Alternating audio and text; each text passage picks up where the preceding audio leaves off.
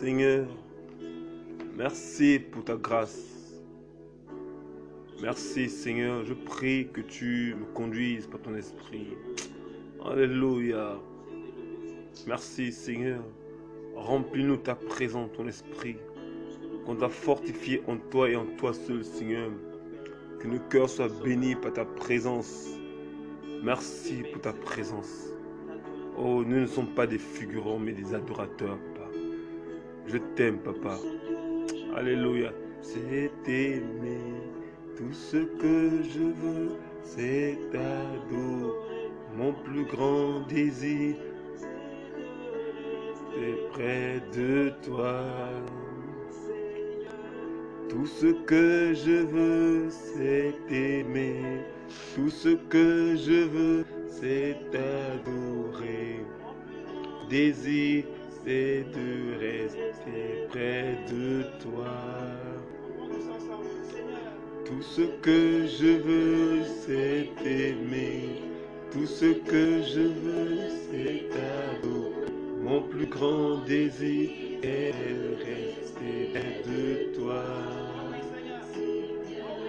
Tout ce que je veux, c'est aimer. Tout ce que je veux, c'est adorer. Désir, c'est près de toi. Seigneur, juste ta présence. Papa, je te prie que ce soir, Papa, ce jour, oh mon roi, nous sommes dans ta présence. Nous sommes d'abord là pour toi. Je suis d'abord là pour toi, Seigneur. Seigneur, je te prie, prends le contrôle tout à cette réunion. Bénis, encourage, fortifie, remplis, restaure, délivre. Oh, ceux qui ont besoin de délivrance, ceux qui ont besoin de guérison, guéris. Restaure, ceux qui ont besoin de restauration. Au nom puissant de Jésus de Nazareth. Au nom puissant de Yeshua Hamashiach. Alléluia. Tout près de toi, tout près de toi. Encore, Seigneur. Alléluia. Tout près de toi, tout près de toi.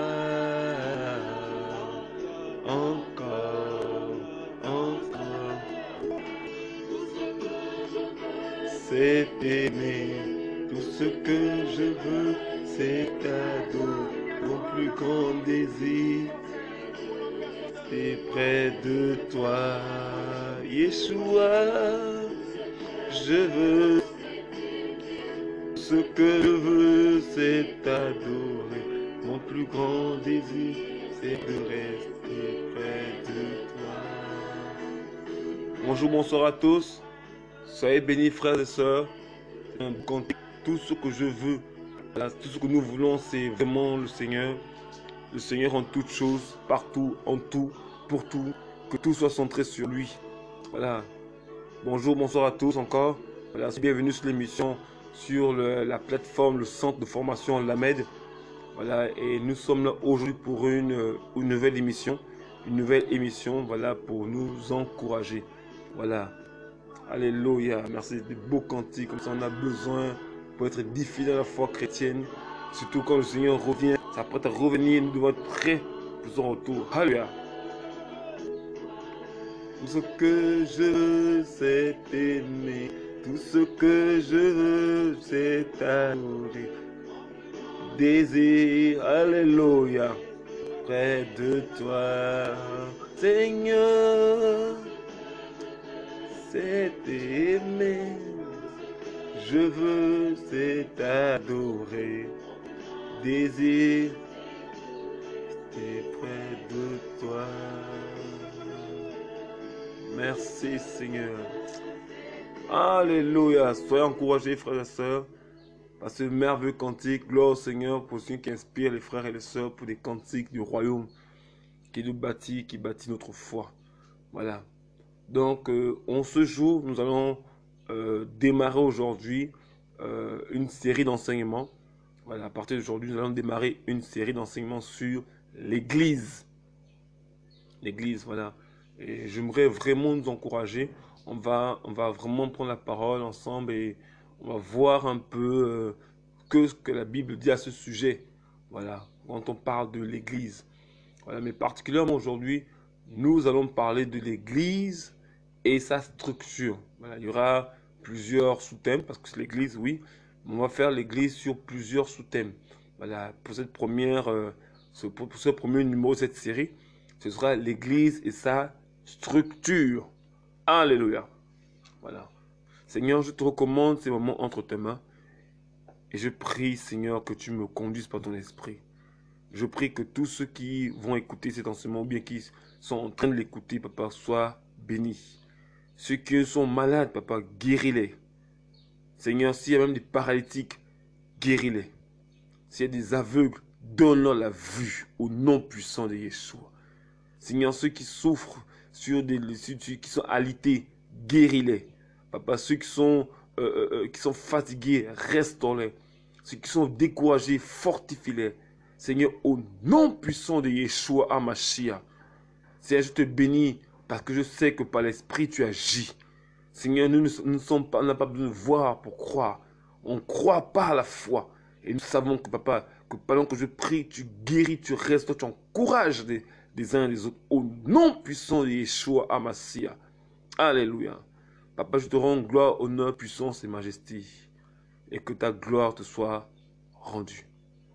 Amen. Alors, comme nous l'avons déjà préalablement dit, nous parlerons aujourd'hui, voilà, nous débutons aujourd'hui sur une série d'enseignements, voilà, sur l'Église.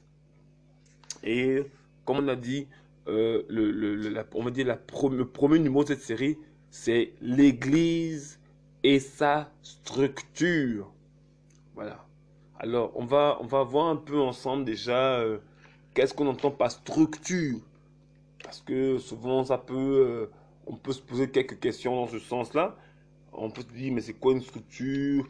On peut avoir, on va dire, un aperçu vague. Voilà, maintenant, on va définir ensemble qu'est-ce qu'une structure. Voilà. On dit structure, disposition, agencement des parties d'un bâtiment. Pardonnez-moi, d'un bâtiment, agencement des parties. Agencement des parties tel qu'il apparaît lorsqu'on l'étudie. Voilà, on peut prendre encore une autre définition. Voilà, structure, on va dire manière dont les parties d'un tout sont arrangées entre elles.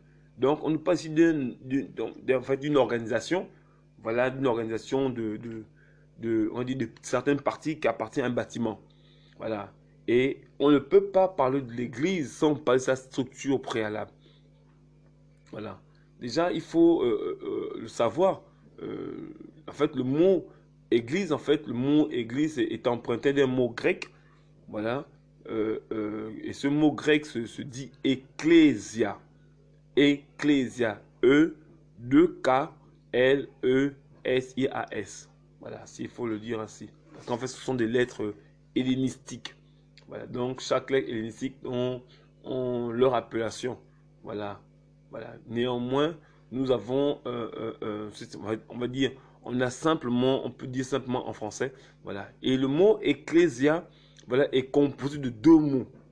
Ek et clésis. Voilà, ces deux mots. En fait, ecclésia est un mot composé, formé de deux parties. Ek et clésis. Alors, le mot ek veut dire hors d'eux. Hors d'eux. Et clésis veut dire appelé. Alors le terme ecclésia a été emprunté, voilà, on va dire au jargon, voilà, plutôt, on va dire au vocabulaire hellénistique. Voilà, il était utilisé pour définir l'ensemble des personnes qui avaient été appelées pour former en fait une assemblée, voilà, qui devait traiter les affaires du peuple. Et ils étaient appelés à haute voix. C'est-à-dire que quand on voulait par exemple traiter les affaires du peuple, voilà, bon, on appelle certaines personnes à haute voix. Voilà, on peut dire par exemple Marc, Jean, François, Éric, par exemple. Vous voyez? Donc, lorsqu'on appelait ces personnes, elles formaient l'ecclésia. Alors, et l'ecclésia, en fait, c'est ce qui est donné plus tard, en fait, l'Assemblée nationale. Parce que c'est eux qui devaient traiter les affaires du peuple. Voilà, on dit bien que l'ecclésia, c'est appelé hors d'eux. Donc, ils étaient quelque part, on n'a pas à sortir d'un endroit, voilà, pour appartenir à un groupe de personnes qui devaient traiter les affaires du peuple. C'est un peu déjà le mot dans son essence première. Voilà. Et maintenant, quand le Seigneur utilise ce terme, en parlant de l'Église, en fait d'église, il parle d'une réalité autre. Voilà. Bien que le Saint ne se détache pas totalement de la définition, mais il va aborder la chose sur un autre aspect, sur un plan spirituel. Il va parler de son peuple. Voilà. Et on va aller progressivement, doucement, afin que les gens puissent comprendre un peu de quoi il est question.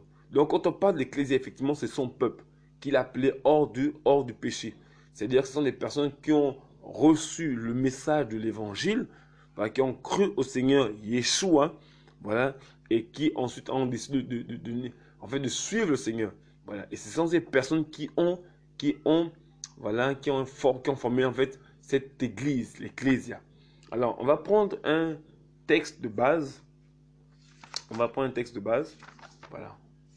Déjà, la première mention du mot église apparaît dans Matthieu chapitre 16. C'est le passage que nous allons prendre. Matthieu chapitre 16, à partir du verset 13. Mais Yehoshua ou Jésus-Christ, Yehoshua étant arrivé dans la territoire de Césarée de Philippos, interrogea ses disciples en disant, qui suis-je au dire des gens, moi le Fils d'humain? Ils dirent sûrement Yohanan ou Jean le Baptiste, les autres Élia, les autres Irmaïa ou Jérémie, ou l'un des prophètes. Il leur dit, et vous, qui dites-vous que je suis? Shimon Pétros, Simon-Pierre, répondit et dit, tu es le Mashiach, le fils d'Élohim, le vivant. Et Yoshua lui répondit et dit, tu es béni, Shimon, fils de Yona, car ce n'est pas la chair et le sang qui t'ont révélé cela, mais mon Père qui est dans les cieux. Et moi je dis que tu es Pétros et que sur ce rocher, je bâtirai mon assemblée, ou mon église, selon les versions, et les portes de l'Hadès ne prévaudront pas contre elle. Je te donnerai les clés du royaume des cieux, et tout ce que tu liras sur la terre sera lié dans les cieux, et tout ce que tu liras sur la terre, sera lié dans les cieux. Voilà, voici un beau texte. Alors, on a ici le Seigneur qui, à un moment donné, on va dire, ils étaient mis à l'écart, à côté avec ses disciples, et commence à interroger les disciples un peu sur ce que l'on dit de lui. Voilà, les uns disent que tu es Yohanan le Baptiste, ou bien Jean le Baptiste, d'autres disent que tu es Élie le Tishbite, voilà, qu'on retrouve dans 1 Roi 17, et d'autres disent tu es Yermaïa, ou l'un des prophètes, parce que, en fait, pourquoi le disent-ils? Parce que quand ils voient le Seigneur prêcher la parole du Seigneur, l'évangile, ben, ils semblaient voir en Yeshua Jean ou Yohanan le Baptiste. Il dit, ah, certainement, c'est Yohanan le Baptiste qui est ressuscité parce qu'il avait été décapité par Hérode. Voilà. Et quand il voit, il dit, ah, ce n'est pas Jean le Baptiste, c'est pas Yohanan le Baptiste. Et la pauvre même Hérode lui-même disait, c'est Yohanan le Baptiste qui est ressuscité parce qu'il voyait en lui les mêmes caractéristiques. Après, il dit non. On voit un autre jour prêcher, on voit encore manifester la gloire du Seigneur, la puissance de l'Esprit. On voit ces paroles qui ramènent les cœurs au Père. On se dit non, ça c'est Élia qui est revenu. Après, on voit des noms pharisiens avec force. On dit non, c'est Yermaïa. Donc, ce qui fait que même parmi le peuple, il y a une confusion. On ne sait pas, mais qui est vraiment Yeshua? Tantôt, on voit en lui Yohanan le Baptiste, tantôt on voit en lui Élia, tantôt on voit en lui Yermaïa, ou bien on dit même l'un des prophètes. Parce qu'il y avait tellement de caractéristiques. Mais pourquoi tout ça? Bon, on va simplement le prendre avant de rentrer en profondeur. On va prendre 1 Pierre chapitre 1, verset 1 Pierre chapitre 1. 1 Pierre 1. Voilà. 1 Pierre 1. On va prendre le verset. Prenons mon verset. Verset 9. Verset 8 même. 1 Pierre 1, 8. Lequel vous aimez sans l'avoir vu, en qui, sans le voir maintenant, mes croyants, vous exultez d'une joie inexprimable et glorieuse, obtenant le salut de vos âmes qui est le but de votre foi. C'est au sujet de ce salut que les prophètes qui ont profité concernant la grâce qui est en vous ont investigué et recherché. cherchant par quel temps et quelles circonstances indiquait l'esprit du Mashiach était en eux et affirmait d'avance les souffrances du Mashiach et la gloire dont serait suivie. Il leur fut révélé que ce n'était pas pour eux-mêmes, mais pour vous, pour nous, qui administraient ces choses qui maintenant vous ont été annoncées par le moyen de ceux qui vous ont prêché l'évangile par le Saint-Esprit, envoyé du ciel et dans lequel les anges désirent regarder avec en avant. Donc, la Bible dit ici que, marqué par l'esprit de Mashiach qui était en eux. Donc, en fait, Yohanan le Baptiste, Yermaya, Élie, Jérémie, tout ça, en fait, ils étaient animés de l'esprit de Yeshua, le Saint-Esprit. Voilà pourquoi, quand on lit les livres des rois, en fait, il faut plutôt voir en eux, en fait, la manifestation de leur manière de se comporter. Il faut plutôt voir le Saint-Esprit, l'Esprit Yeshua, voilà, qui opérait au travers d'eux. Voilà pourquoi quand les hommes voyaient le Seigneur agir, ils le comparaient à Yermaya, Elia, Yohanan le Baptiste ou l'un des prophètes, parce qu'en fait, ils retrouvent en lui les mêmes caractéristiques, mais c'était plutôt l'esprit de Yeshua qui était en eux. Et Yeshua simplement manifestait sa vie, sa grâce, prêchait et on retrouve lui les mêmes caractéristiques des autres prophètes. En tout cas, c'était plutôt eux qui avaient en eux les caractéristiques de Yeshua. Alléluia. Donc effectivement, donc il demande aux hommes, qui dit-on que je suis? Donc les uns et les autres sont battus, ont donné quelques réponses. Voilà, mais après, le Seigneur pose une question. Il dit maintenant, mais vous, qui dites-vous que je suis? Moi, le Fils de l'homme, l'être humain. Certainement, ils ont peut-être, je ne sais pas, ils ont peut-être sans bien réfléchir, mais finalement, c'est vrai. Nous, les hommes ont dit ça, mais nous, que dit-on? Et pouf! Shimon Pétros, ou bien Simon Pierre, reçoit une illumination, une révélation. Verset, on va prendre le verset 15. Il leur dit, et vous, qui dites-vous que je suis? Shimon Pétros répondit, tu es le Mashiach, le fils de l'Élohim, le vivant. Donc je reprends la lecture. Donc il dit, Shimon Pétros répondit et dit, tu es le Mashiach, le fils de l'Élohim, le vivant. Donc il reçoit une révélation. Après Yeshua dit, tu es béni, Shimon, fils de Yona, car ce n'est pas la chair et le sang qui t'ont révélé cela, mais c'est mon Père qui est dans les cieux. Donc Shimon, par la révélation du Père, il reçoit que Yeshua est le fils de l'Élohim vivant. De l'Élohim le vivant. C'est plutôt le vivant et non l'Élohim vivant ou le Dieu vivant. C'est l'Élohim le vivant. Et moi, je te dis que tu es Pétros et que sur ce rocher, je bâtirai mon assemblée. Et les portes de la déesse ne prévaudront pas contre elle. Donc, ici, il demande aux gens qui je suis. Qui suis-je moi, le Fils de l'homme? Ils ont dit que tu es ceci, tu es cela, tu es ceci, tu es cela. Mais après, le Seigneur, plutôt Pierre dit ici, non, que tu es le Fils de l'Élohim, le vivant. Après, il dit, ce n'est pas la chair et le sang qui t'ont révélé cela, mais c'est mon Père qui est dans les cieux. Et il dit, et sur cette terre, ici on a un jeu de mots entre Pierre et Pierre, selon les versions, surtout les versions du second, ils ont mis Pierre et Pierre. La version que j'ai, la BYM, elle a su distinguer ces deux mots. En fait, le premier mot se dit en fait Pétros, et le deuxième mot c'est Pétra. Donc Pétros pour dire Pierre l'apôtre, et l'autre c'est Pétra. Alors Pétros ici c'est petit caillou.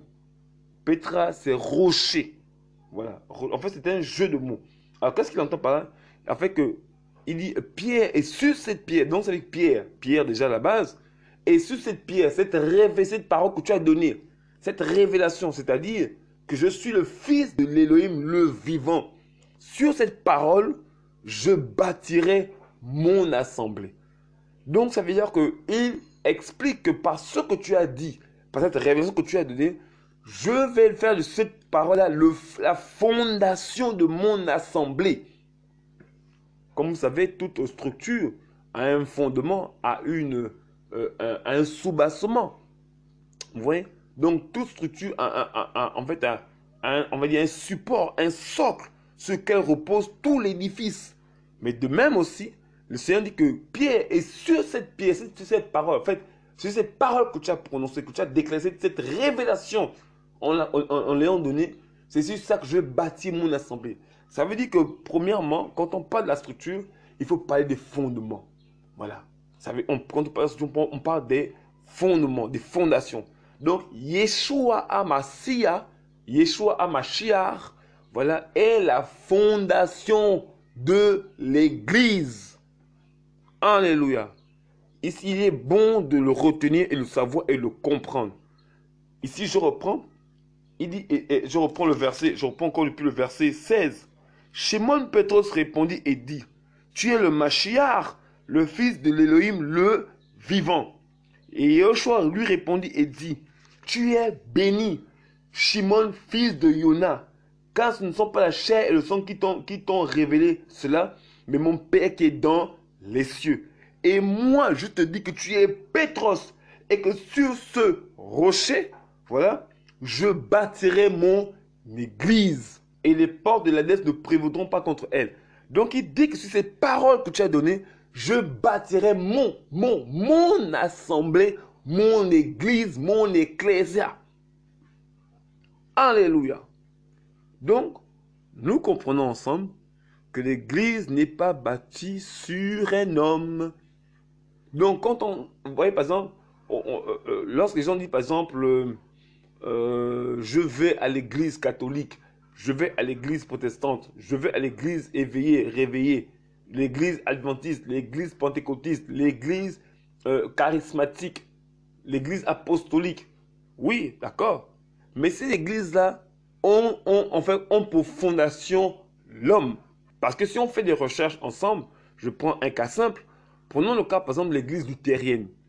L'église luthérienne voit la naissance, en fait, elle est issue de la réforme de Martin Luther, qui était un ancien moine catholique allemand. Donc, ayant reçu l'éclairage de la parole du Seigneur, il sort du système catholique, voilà, pour se tourner vers le Seigneur et commence à réformer les choses. Par exemple, il rend la Bible, déjà il traduit la Bible qui était en latin, en allemand, en langue vernaculaire, et la rend au peuple, voilà. Et en même temps aussi, après plus tard, on va dire les gens qui se réclamaient de la réforme de Luther ont appelé en fait son assemblée, l'église luthérienne. Mais sa fondation, elle est humaine. Vous voyez, sa fondation, elle est humaine. Ainsi que toutes les églises que vous connaissez. L'église catholique, par exemple, a été fondée au 4e siècle après Yeshua.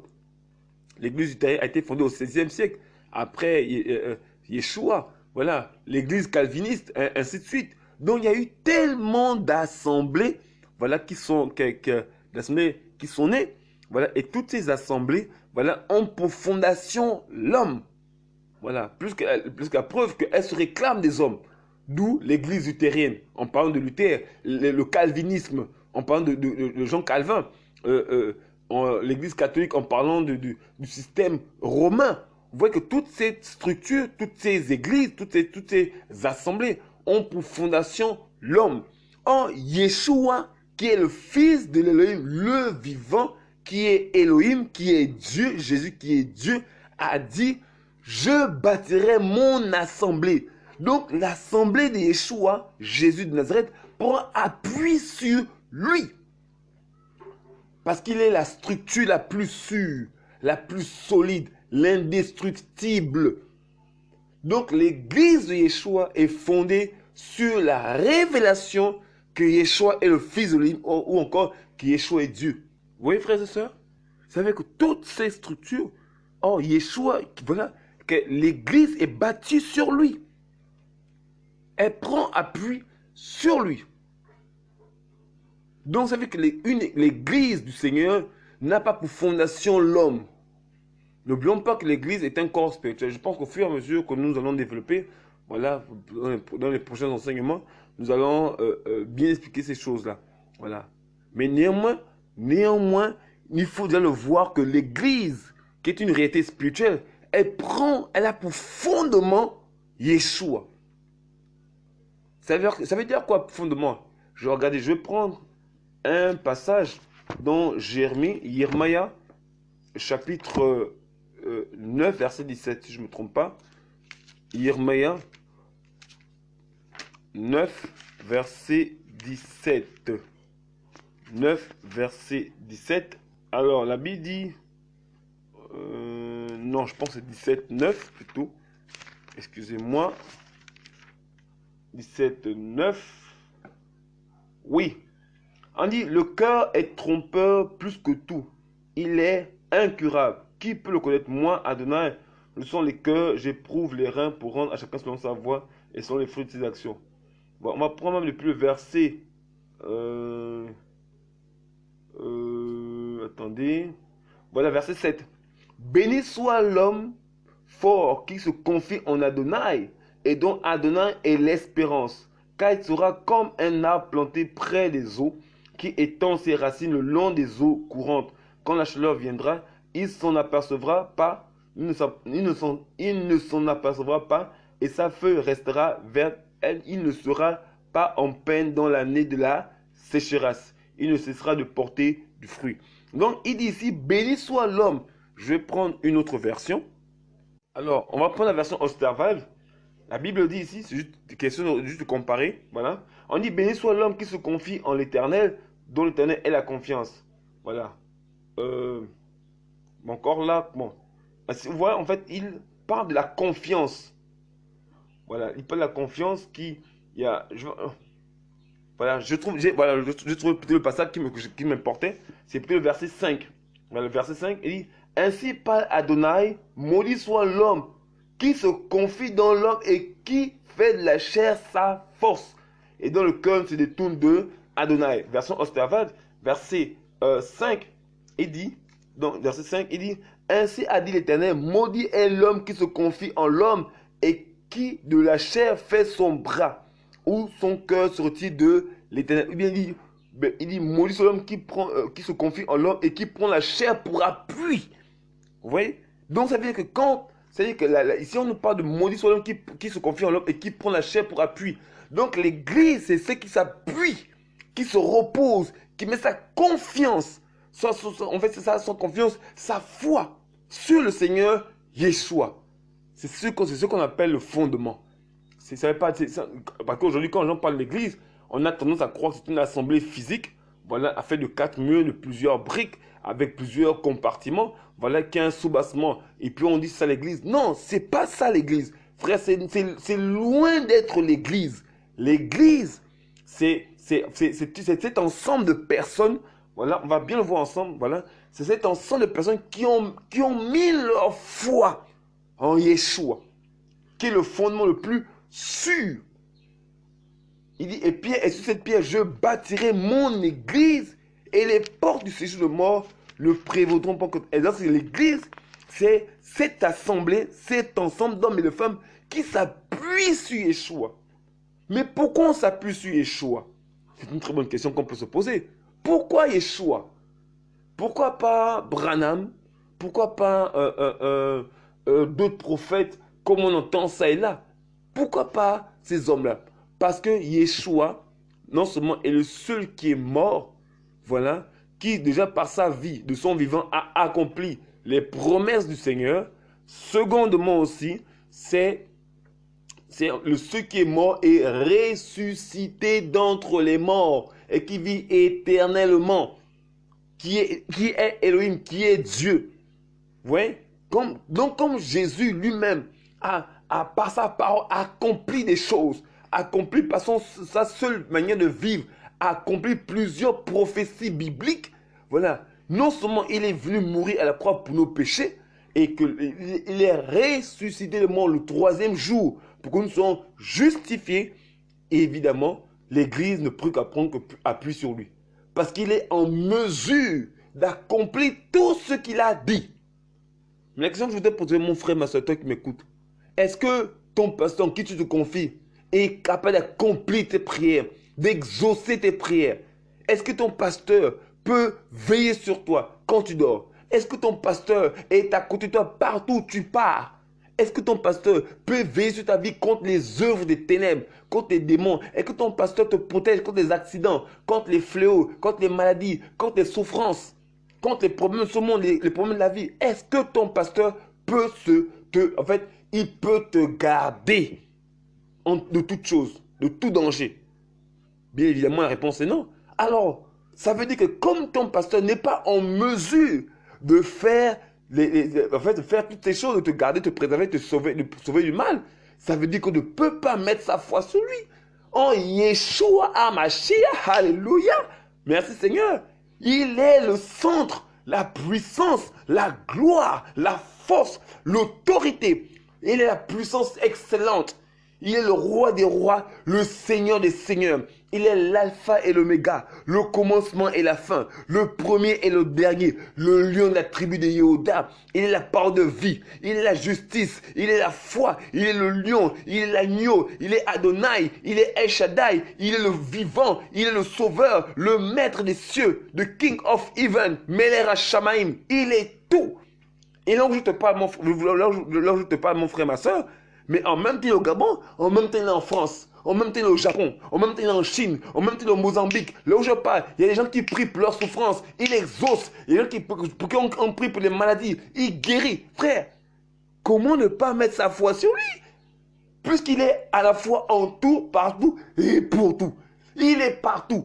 Donc, c'est normal que l'Église, qu'il explique que son Église sera bâtie sur lui parce qu'il est en mesure de pouvoir accomplir tout ce qu'il dit.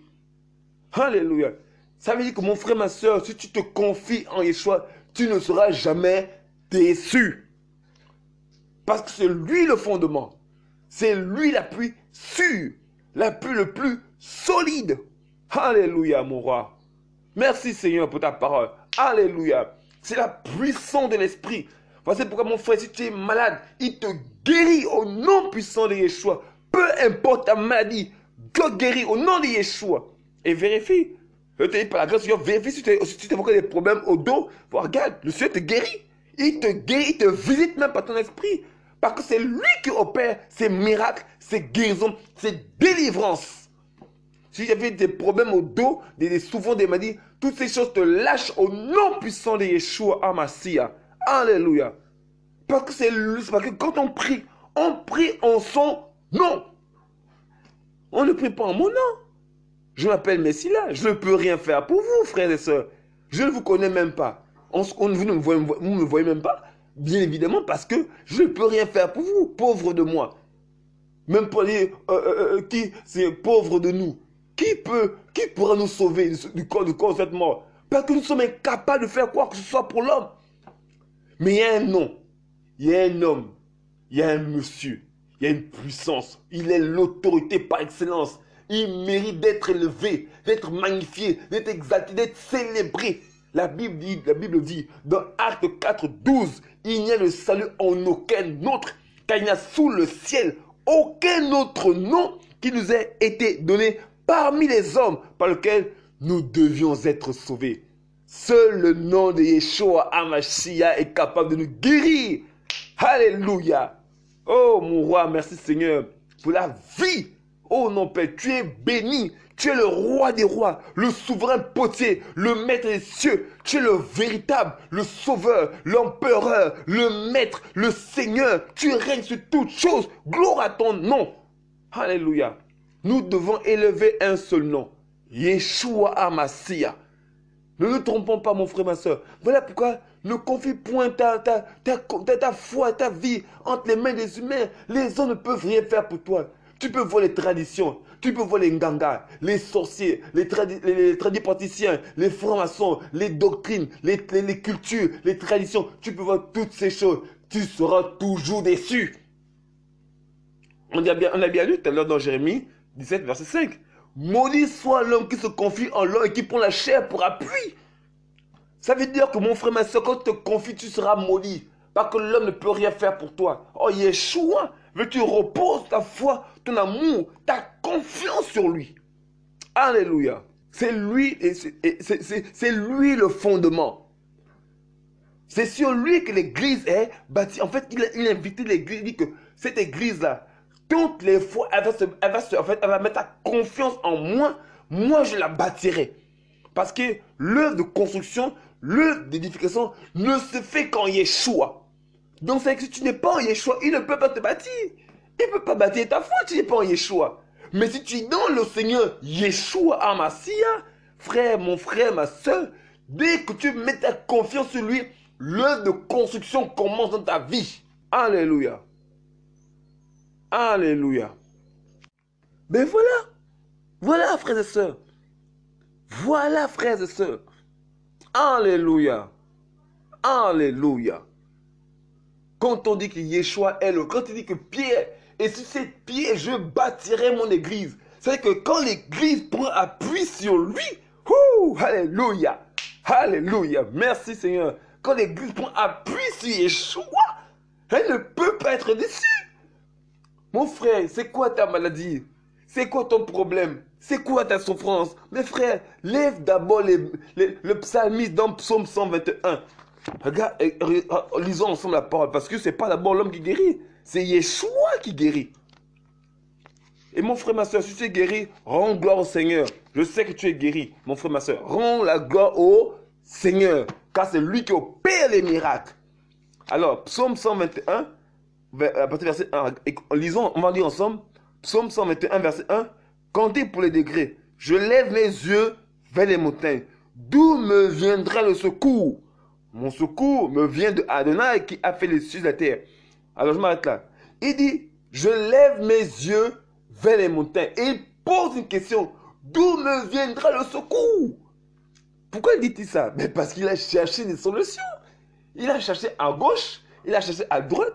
Il a vu les hommes, il a vu les femmes, il a vu les rois, il a vu les prophètes, il a vu les prêtres, il a vu les amis, il a vu les parents, il a vu toutes sortes de personnes. Et son corps n'a pas été satisfait, il n'a pas été secouru dans son besoin, dans cette souffrance certainement, dans ces complications.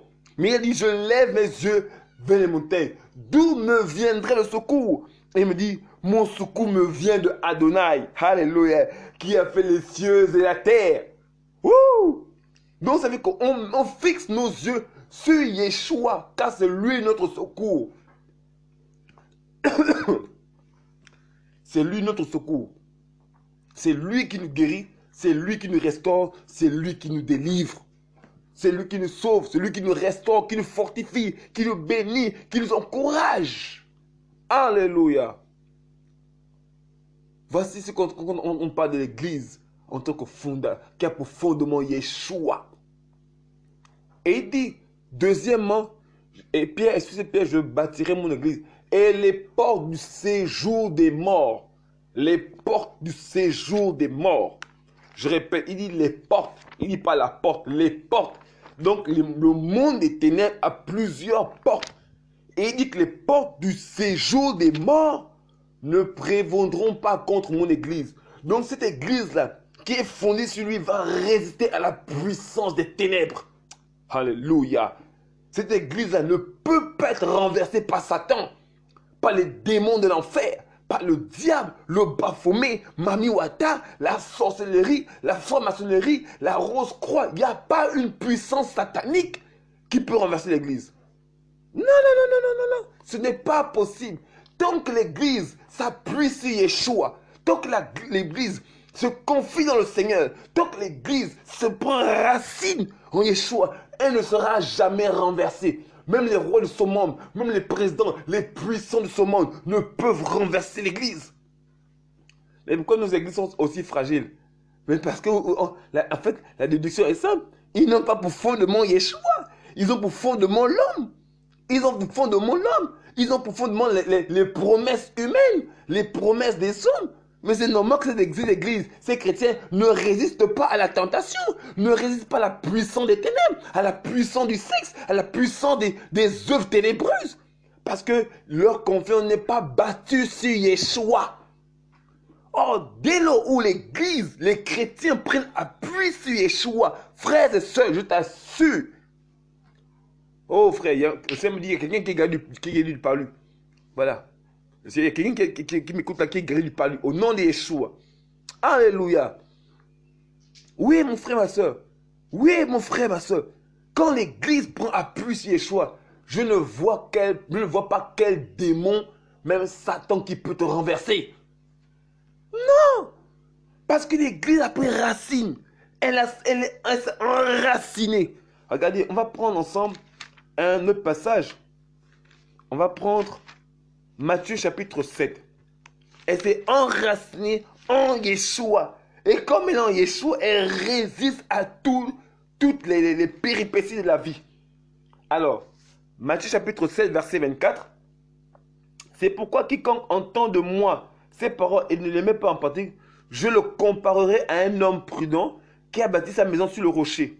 Et la pluie est tombée, les fleuves sont venus, les vents ont soufflé et se sont précipités sur cette maison. Elle n'est pas tombée parce qu'elle était fondée sur le rocher. Mais quiconque entend de moi les paroles et ne les met pas en pratique sera semblable à un homme insensé qui a bâti sa maison sur le sable.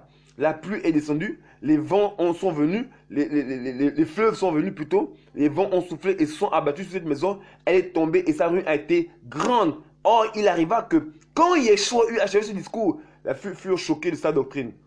La Bible dit voici deux structures. Une qui était bâtie sur le roc. Alléluia. On va prendre encore un autre passage. On va prendre un passage. On va prendre Luc, chapitre 6. Alléluia. Je te remercie pour ta parole, papa. Prenons Luc, chapitre 6. À partir du verset 46. Luc, chapitre 6, à partir du verset 46. Mais pourquoi m'appelez-vous Seigneur, Seigneur? Ne faites-vous pas ce que je dis? Quiconque vient à moi, écoute mes paroles et les met en pratique, je vous montrerai à qui il est semblable. Il est semblable à un être humain qui bâtissant une maison, a creusé profondément et a mis le fondement sur le roc. Mais une inondation est venue et le fleuve s'est jeté contre cette maison sans pouvoir l'ébranler, parce qu'elle est bâtie sur le rocher. Or, il a dit, et Pierre, et sur ce rocher, je bâtirai mon église. Donc l'église est bâtie sur le rocher qui est Yeshua. L'église est bâtie sur le rocher qui est Yeshua. Et elle a vécu différentes péripéties. On nous parle des fleuves, on parle des pluies. Aussi derrière, il faut voir l'attaque des démons, mais à résister. On dit, et ce qui est même beau, il dit, mais une inondation est venue et le fleuve s'est jeté contre cette maison sans pouvoir l'ébranler. C'est qu'elle n'a même pas bougé d'un iota. Alléluia. Donc l'église qui bâtit Yeshua, peu importe les vents, elle subsiste. Elle tient ferme parce qu'elle est enracinée sur le rocher. Elle ne peut pas être ébranlée. Parce que l'église a pris appui sur Yeshua HaMashiach. Alléluia. Alléluia. Meler HaMashiach Adonam Elohim. Oh mon roi. Voilà pourquoi nous invitons les frères et sœurs, mais qu'on mettez votre confiance en toutes choses sur Yeshua HaMashiach. Mettez votre confiance dans le Seigneur. Ne la mettez plus sur les hommes. Ne la mettez pas sur les hommes. Prenez appui sur le Seigneur. Ayez confiance en lui. Ayez confiance en sa parole. Prenez appui comme ça, comme fondement, comme appui sur Yeshua HaMashiach. Alléluia. Et le problème, c'est ça aujourd'hui. Dans nos églises, les gens ne s'appuient plus sur les promesses des humains. S'appuient sur les combats, les souffrances. C'est vrai, nous sommes des humains. On a des manquements. Mais nous ne devons jamais en aucun cas oublier que le salut, c'est celui qui sauve nos âmes. Celui qui garde nos âmes. Celui qui nous protège, frères et sœurs. C'est Yeshua. Frère, quand tu as dormi ce soir-là, j'étais avec toi. Ou bien ton pasteur était-il avec toi? Frère, chacun dormait chez lui. Chacun s'occupait de ses affaires. Mais qui le garde, nous tous? Qui le préserve des maris de nuit, des femmes de nuit? Qui le préserve de la sorcellerie? Qui se prend d'envoûtement, des esprits de mort? Qui se préserve des esprits des eaux, des esprits des ténèbres? Mais c'est Yeshua. C'est lui qui nous garde. Parce que notre foi et notre confiance est bâtie sur lui. Et comme elle est bâtie sur Yeshua, nous ne pouvons pas être ébranlés. En aucun cas. Jamais de la vie. Jamais, je vous dis. Never. Comme on dit en portugais, nunca. Mais oui. On ne peut pas. Non, on ne peut pas être renversé. Parce que notre foi est bâtie sur Yeshua. L'apôtre Paul dit dans Romains 10, 17, la foi vient de ce que l'on entend. Et ce que l'on entend vient de la parole de Yeshua. On va voir, là on est sur l'église en tant que structure. On explique que Yeshua est le fondement le plus sûr. Le fondement. Le fondement le plus sûr. Et mon invitation, frères et sœurs, à vous qui m'écoutez, arrêtez de vous confier dans l'humain. Arrêtez de vous confier dans l'humain. C'est vrai, les frères peuvent avoir des grâces d'onction, oui c'est vrai. Mais les frères ne peuvent rien faire pour vous. Les frères ne peuvent rien faire pour vous, frères et sœurs. Ils ne peuvent rien faire pour vous. Je vous dis la vérité. Peu importe l'onction qu'ils portent, ils ne peuvent pas vous garder du péché, des ténèbres. Ils ne peuvent pas vous garder des forces du mal. Vous avez vu, on a vu ensemble comment l'église a été éprouvée par différentes situations. Monique n'a pas été ébranlée en aucun moyen. Parce qu'elle avait pour racine, pour fondement, pour rocher, pour socle, pour soubassement, Yeshua Hamashiach. Alléluia. Oh, merci Seigneur. Voilà pourquoi, frère, nous vous invitons, lisez votre Bible. Lisez votre Bible, frères et sœurs.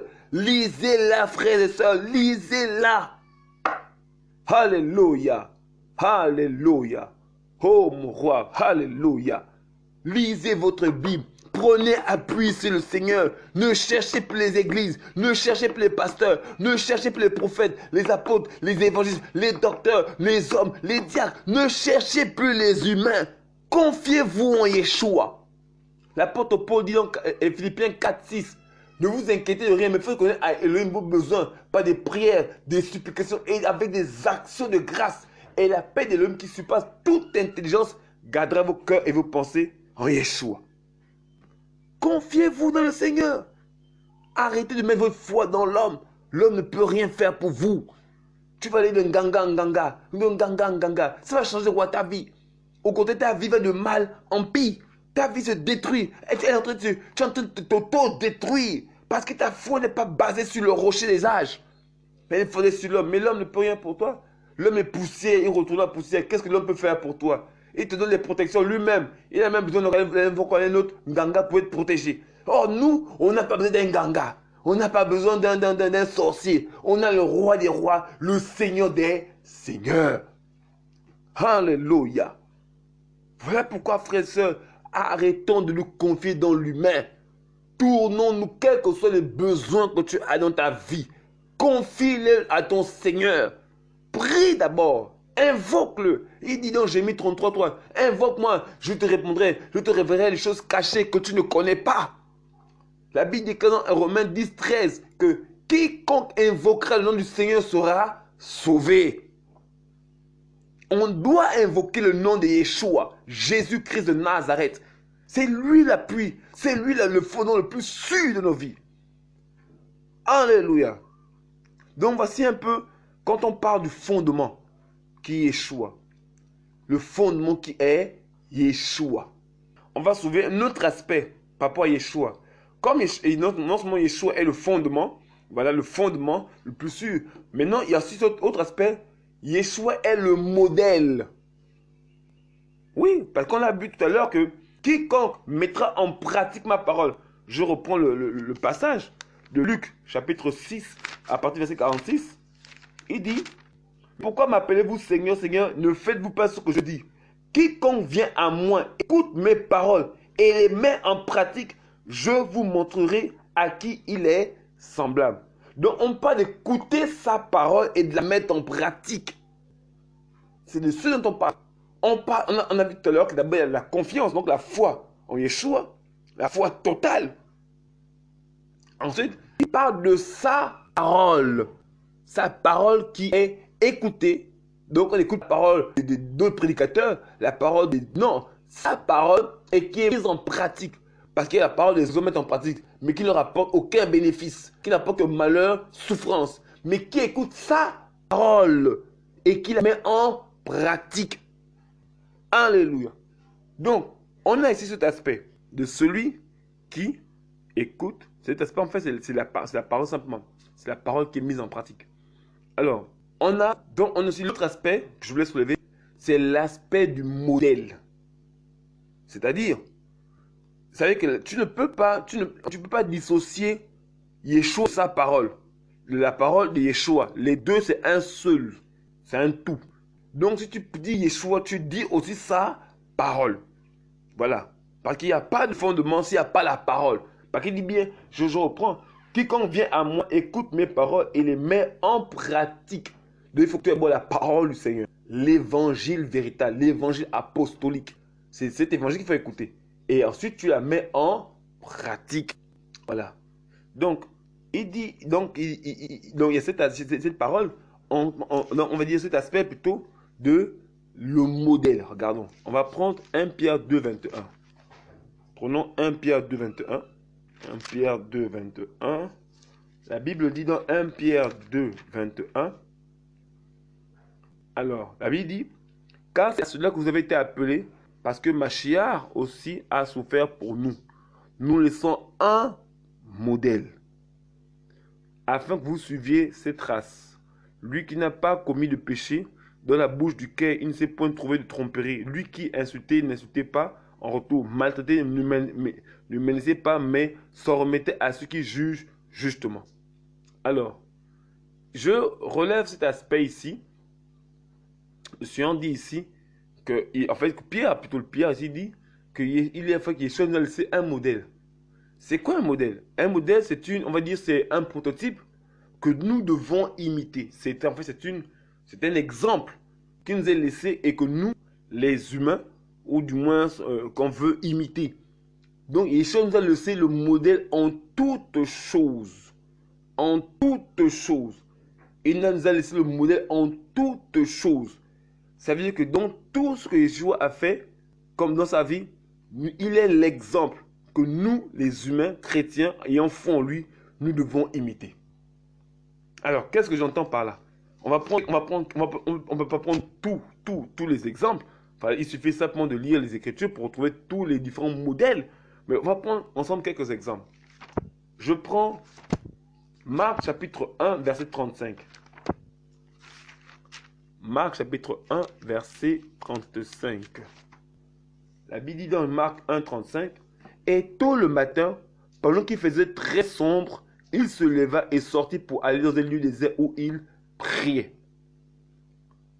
On voit que le Seigneur était un homme de prière. Et il se levait même très tôt le matin pour prier. Ça veut dire que l'église doit être une assemblée de prieurs. De prieurs, de prieuses. Ça veut dire qu'il est inconcevable que nous soyons chrétiens et que ne prie pas. Or, le modèle nous a montré que nous devons toujours prier. Et il y a plusieurs passages dans l'Écriture où le Seigneur, à chaque fois qu'on venait pour l'élever, pour le glorifier, il se retirait et il allait prier. Il allait toujours prier. Donc, le Seigneur aimait la prière. Donc, l'Église, les chrétiens sont des hommes et des femmes de prière. C'est que mon frère, ma soeur, si tu as arrêté de prier, il faut revenir à la prière. C'est beaucoup plus important que tout ce que tu peux imaginer. Alléluia. Nous allons prendre un autre passage. Toujours de... Je suis qu'il y a beaucoup de modèles dans la parole du Seigneur. On a pris le modèle de la prière. Voilà. Mais il y a plusieurs modèles. Voilà. Mais comme je disais tantôt, il faut plutôt lire les évangiles, les actes des apôtres pour voir un peu le modèle qui nous a été donné. Voilà. On va prendre Yeshua en tant que modèle. Encore. On va prendre...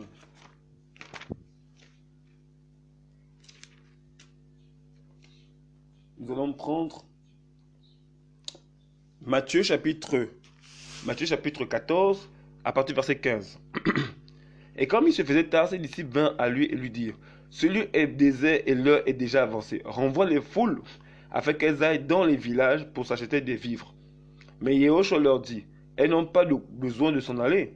Donnez-leur vous-même à manger. Mais ils lui disent, nous n'avons ici que 5 pains et 2 poissons. Et il dit, apportez-les-moi. Ici, après avoir ordonné aux foules de s'asseoir sur l'herbe, il prit les 5 pains et les 2 poissons et et levant les yeux au ciel, il prononça la prière de bénédiction. Ayant rompu les pains, il les a donnés aux disciples et les disciples aux foules. Et tous en mangeaient, furent rassasiés et on porta 12 paniers pleins de morceaux, des morceaux qui restaient. Ici, on voit le Seigneur qui fait du social, qui donne la nourriture aux affamés. Tout le monde n'a pas la grâce de pouvoir prier. Voilà que la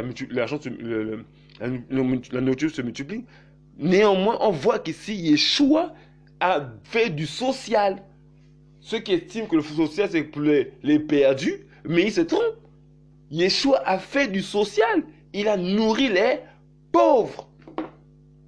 Alléluia. Je vais prendre même, il y a un autre passage même, encore aussi pointu que celui-là. Alléluia. Merci Seigneur pour ta parole. On dit Yeshua le modèle. C'est qu'il a en toute chose, il a laissé un modèle que nous, chrétiens, en tant que disciples de Yeshua, nous devons imiter.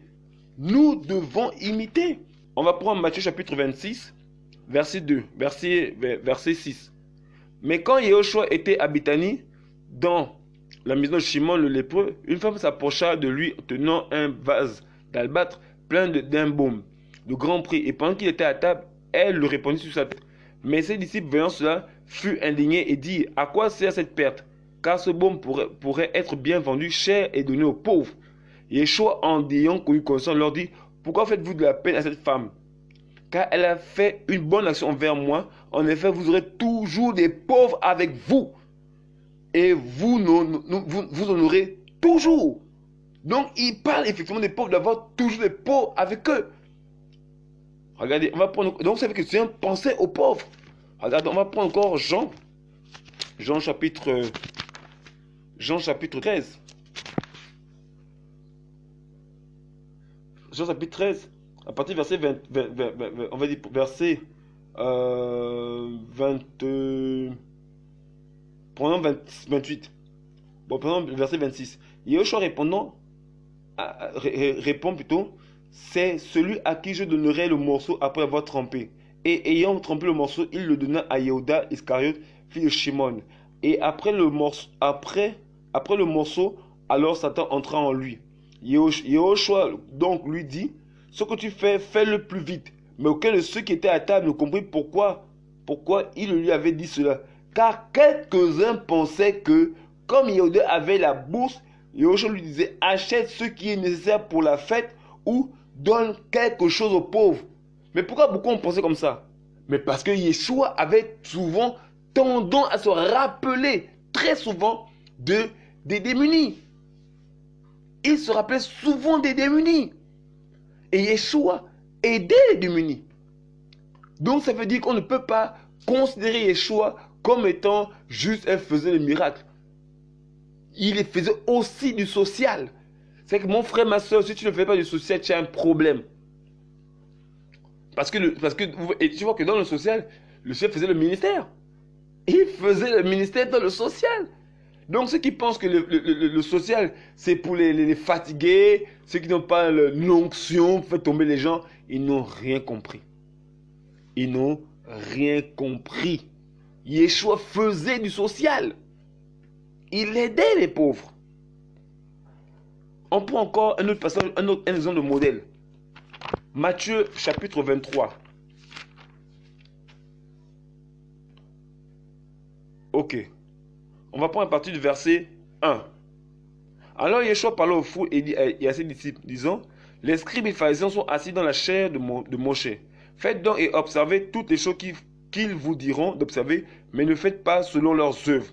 Parce qu'ils disent mais ne font pas. Car ils lient ensemble des fardeaux et des lourdes charges, et les mettent sur les épaules des gens, mais ils ne veulent pas remuer de leurs doigts. Ils font toutes leurs œuvres pour être vus des humains. Ainsi, ils portent de larges phylactères et de longues franges à leurs vêtements. Ils aiment les premiers sièges dans les soupers et les premiers sièges dans les synagogues et les salutations sur les places du marché et être appelés par les gens Rabbi, Rabbi. Mais vous, ne vous faites pas appeler Rabbi, car un seul est votre guide, le Mashiach, et vous êtes tous frères. N'appelez personne sur la terre votre Père, car un seul est votre Père, celui qui est dans les cieux. Ne vous faites pas appeler non plus guide, car un seul est votre guide, le Mashiach. mais le plus grand parmi vous sera votre serviteur. Car quiconque s'élèvera sera abaissé, et quiconque s'abaissera sera élevé. Malheur à vous, scribes et pharisiens, hypocrites, parce que vous fermez le royaume des cieux aux gens. Vous n'y entrez pas vous-même et vous ne laissez pas entrer ceux qui veulent entrer. Malheur à vous, scribes et pharisiens, hypocrites, parce que vous dévorez les maisons des veuves, tout en prétextant de faire de longues prières. C'est pourquoi vous recevrez une plus grande condamnation. Malheur à vous, scribes et pharisiens, hypocrites, parce que vous parcourez la terre, la mer et la terre pour faire un prosélyte. Et quand il est devenu, vous en faites un fils de la géhenne, 2 fois pire que vous. Malheur à vous, guides aveugles, qui dites, si quelqu'un a juré par le temple, ce n'est rien. Mais si quelqu'un a juré par l'or du temple, il est engagé. Insensé et aveugle. Car lequel est plus grand, l'or ou le temple qui sanctifie l'or? Si quelqu'un a juré par le temple, par l'autel, ce n'est rien. Mais celui qui a juré par le front qui est dessus, il est redevable. Insensé et aveugle. En fait, vous pouvez même lire tout le chapitre. En fait, pourquoi je pense pas ça? Yeshua dénonçait les œuvres des ténèbres. Dénoncer l'hypocrisie. Dénoncer le péché. C'est-à-dire que les chrétiens, l'Église, doit aussi dénoncer les œuvres des ténèbres. Voilà que l'apôtre Paul dit dans Éphésiens chapitre 5, verset 11. Ne prenez point part aux œuvres infructueuses des ténèbres, mais dénoncez-les. Donc l'Église a aussi vocation de dénoncer les œuvres des ténèbres.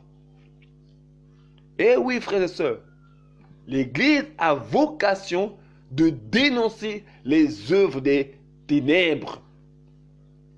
Vous voyez, il y a tellement... Ça veut dire que quand on lit les évangiles, on réalise que le Seigneur avait laissé le modèle que nous, chrétiens, nous devons imiter. Voilà qu'il dit que celui qui écoute ma parole et la met en pratique. Mais de quoi est-il question? De quoi est-il question? Mais de tout ça. Ça, c'est toujours le fondement. Mais ici, on est le fondement en tant que modèle. Alléluia. Regardez, on prend le chapitre 13 encore de Jean. Chapitre 13. On va prendre verset 13. Chapitre 13, verset 13. Vous m'appelez docteur et Seigneur, vous le dites bien, car ainsi je suis. Si donc je vous ai lavé les pieds, moi, le Seigneur et le docteur, vous devez vous aussi vous laver les pieds les uns les autres. Car je vous ai donné un exemple afin que vous agissiez comme j'ai agi envers vous. Amen, amen, je vous le dis. L'esclave n'est pas plus grand que son maître, l'apôtre n'est pas plus grand que ce qu'il a envoyé.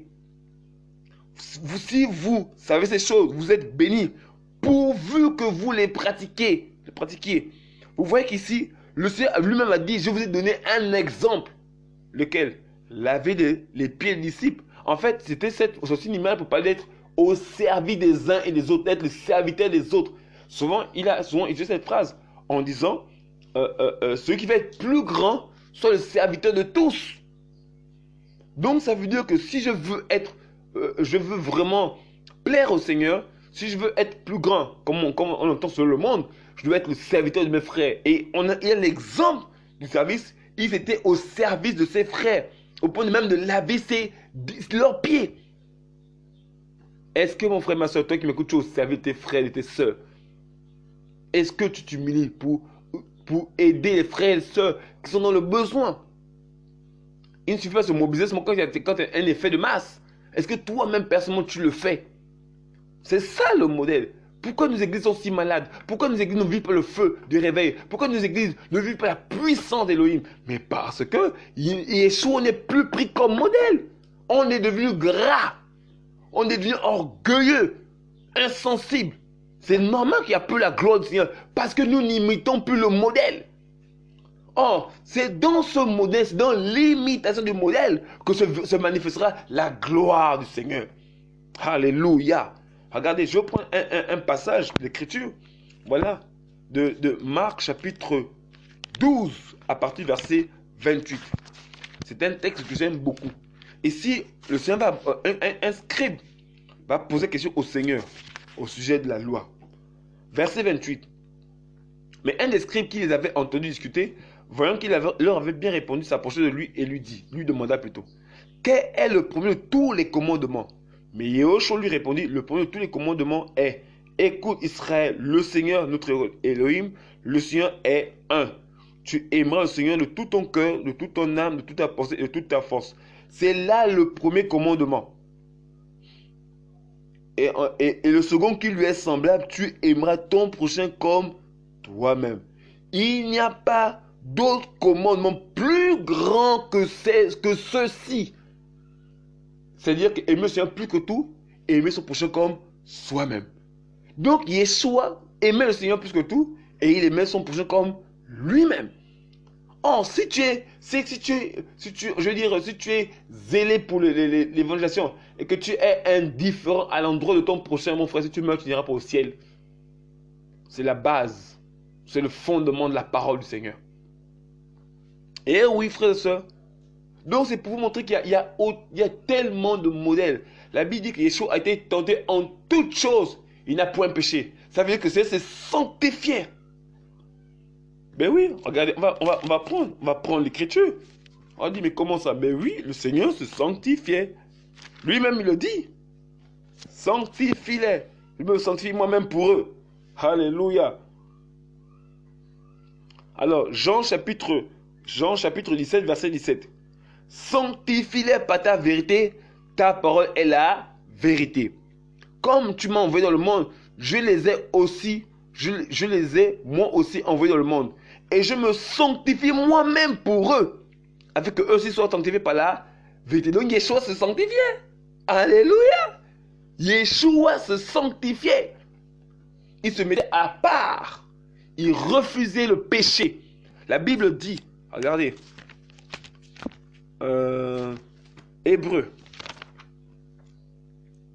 Hébreux chapitre 4. Hébreux chapitre 4, verset 15. Car nous n'avons pas un grand prêtre incapable de compatir à nos faiblesses.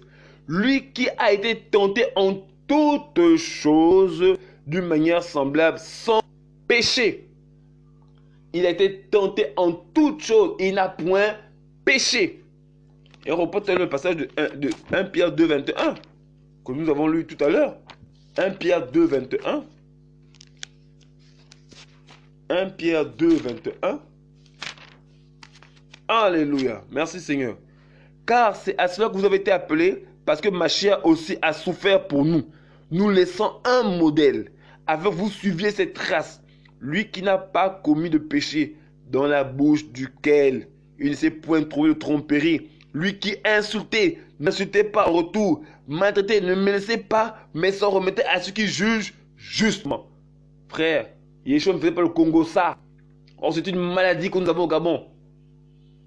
Le Congo ça, le commérage, les critiques, parler mal des uns des autres pour des chrétiens.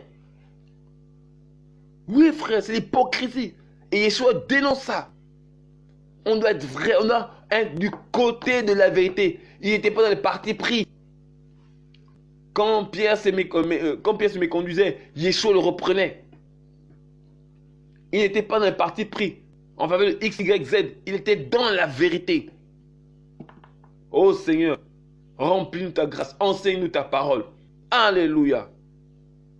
Donc voici, quand on parle de Yeshua en tant que modèle, le fondement, il y a aussi l'aspect du modèle. Il y a ici le fondement en deux axes. Dans le fondement, nous avons la confiance, la foi. Et le deuxième axe, nous avons le modèle. Voici les deux axes. Quand on parle du fondement, que Yeshua est le fondement, il y a l'axe en tant que assurance du salut, confiance sur qui nous pouvons reposer toute notre assurance. Voilà. Et il y a aussi Yeshua en tant que modèle. Et si l'Église vit le modèle qui est Yeshua, je vous assure qu'elle fera des choses extraordinaires. Mais si nos églises ne vivent plus le réveil, mais parce qu'elles sont dans le paganisme le plus total. Le plus total plutôt. Le paganisme le plus total. Alléluia. Maintenant, on va aborder un autre aspect du fondement au sujet. On va parler maintenant du fondement des 12 apôtres. Alors, vous savez comme moi qu'en Israël, Jacob avait 13 enfants. Il avait 12 garçons et une fille, notamment Dina. Et les 12 garçons sont devenus 12 tribus en Israël.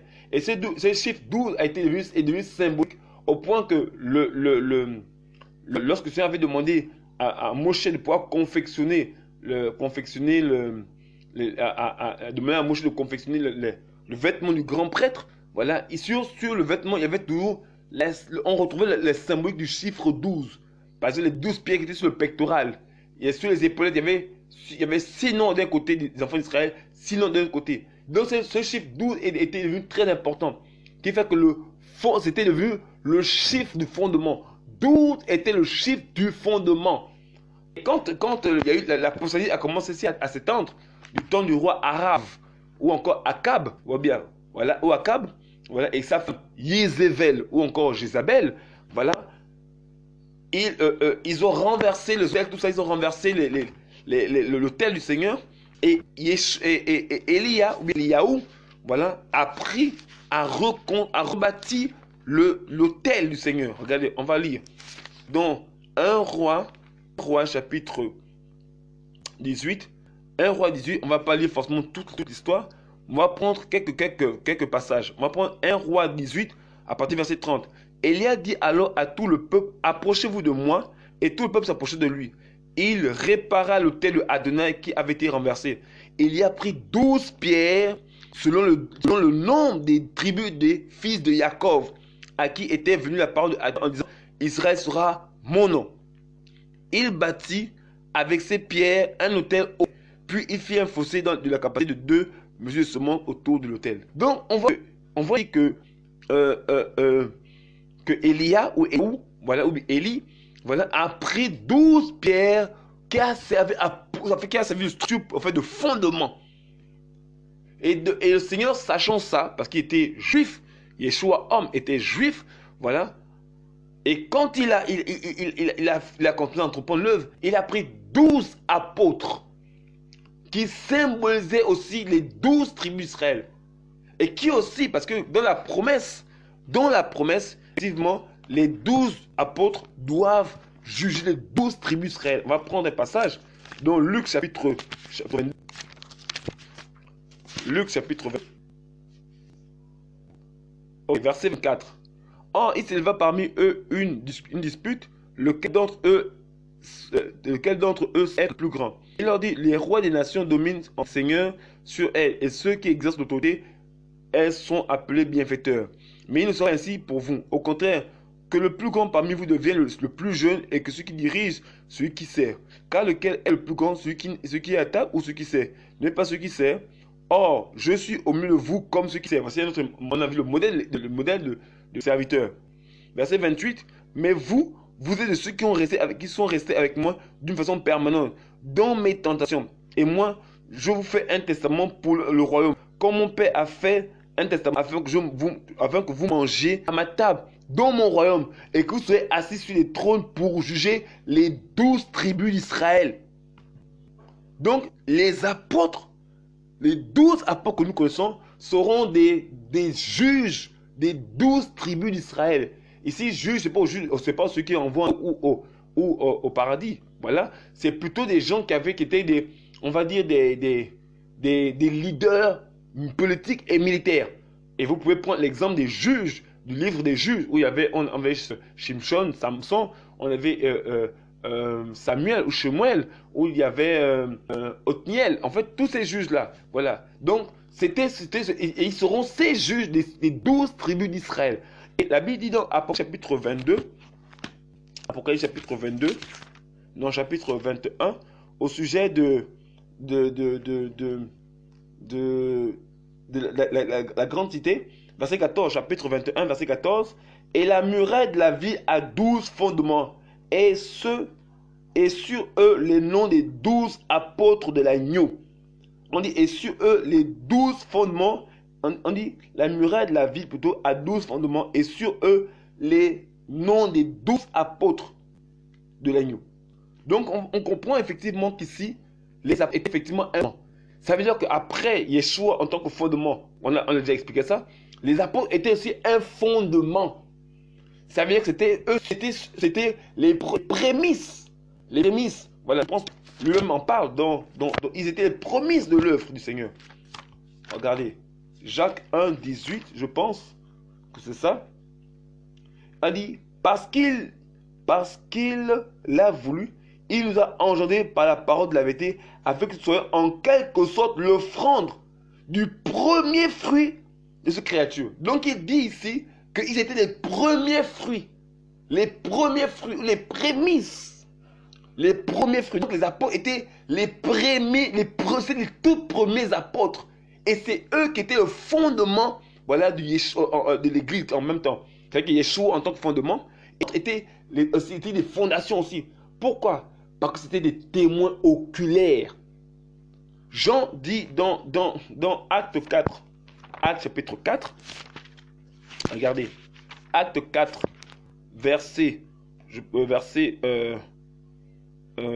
Acte 4, on va prendre le verset 8. Alors Pétros était rempli du Saint-Esprit,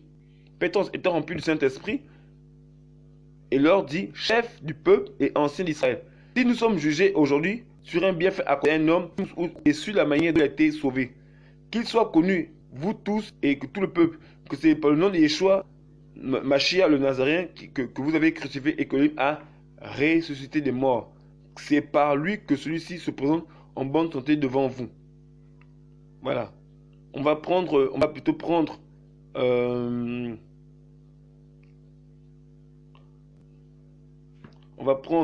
voilà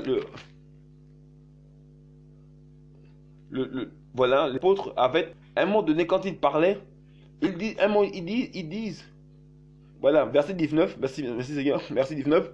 Mais Pétros et Renan leur répondit et leur dit, jugez s'il est juste devant Elohim de vous obéir plutôt qu'à Elohim. Car nous ne pourrons pas ne pas parler ce qu'on a vu, nous avons vu et lu. Donc ils étaient témoins. Ils parlaient ce qu'ils avaient vu et entendu. Donc ils étaient les premiers témoins de l'enseignement de Yeshua.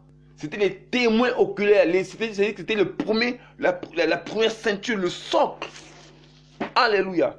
Ils étaient, c'est-à-dire que les choses étant le fondement, mais eux aussi étaient le fondement. Pourquoi? Parce qu'ils étaient des témoins oculaires. Ils étaient effectivement ces témoins oculaires. Donc il dit, on ne peut ne pas parler de ce qu'on a vu et entendu. Donc il rendait témoignage de l'enseignement de Yeshua. Parce que si Yeshua, par exemple, il n'y avait pas cette ceinture-là, je vous assure, Yeshua serait mort, mais l'œuvre serait été avec lui.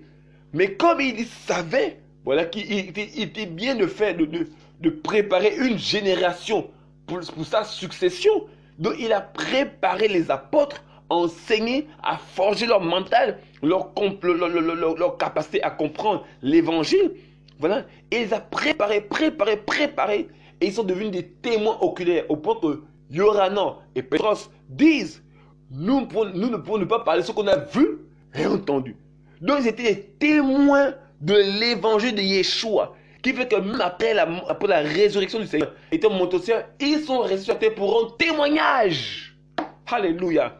De l'enseignement. C'était sur eux que reposait la doctrine du Seigneur pour sa pérennisation. Alléluia.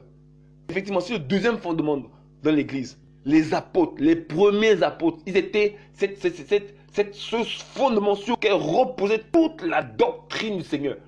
Voilà pourquoi quand on veut connaître la doctrine du Seigneur, on consulte Jacques, on consulte Matthieu, on consulte les apôtres, Paul.